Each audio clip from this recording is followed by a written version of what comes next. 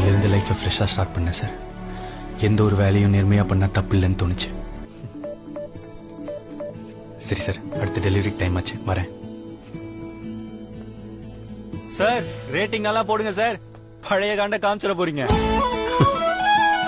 நான் வருஷம் ஃபெயிலியருக்கு எக்ஸாம்பிளா காட்டுற இந்த பையன் இன்னைக்கு ஒரு சாதாரண வேலையில இருந்தாலும் அவன் ஃபியூச்சர்ல நல்லா வந்துருவான்ற நம்பிக்கை எனக்கு வந்துருச்சு.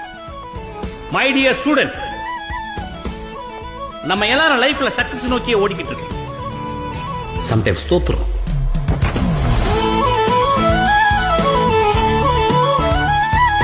பட் தோத்துட்டோம்னு உட்கார்ந்துட்டே இருக்காம திரும்பி எழுந்து ஓடுறதுதான் பெரிய சக்சஸ். அந்த வகையில டி no.